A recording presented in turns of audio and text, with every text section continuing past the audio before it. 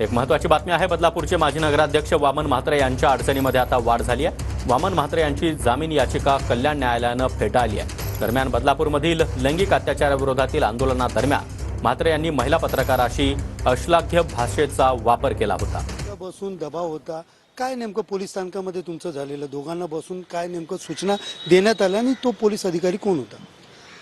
दुपारी 1:30 वाजता जेव्हा 1:45ला ही सगळी घटना घडली आणि त्याच्यानंतर दुपारी 1:30च्या सुमारास मी पोलीस स्टेशनला तक्रार नोंदवण्यासाठी गेले होते।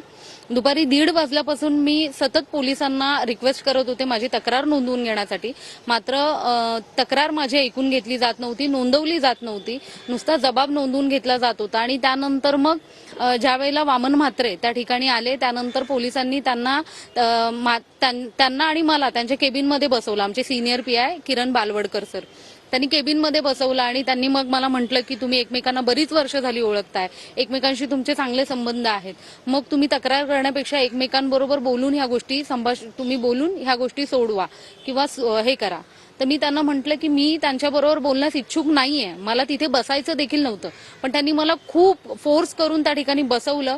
त्यानंतर पण वामन म्हात्रे त्यांच्या चुकीसाठी माफी मागायला तयार नव्हते, ते तोच हेका धरून होते की मी बोललोच नाहीये, हीच खोटं बोलतेय, या प्रकारचा हेका धरून होते। मी पोलिसांना सरळ सांगितलं की यावर मला कुठल्याही प्रकारचं त्यांच्याबरोबर आर्ग्युमेंट करायचं नाही आणि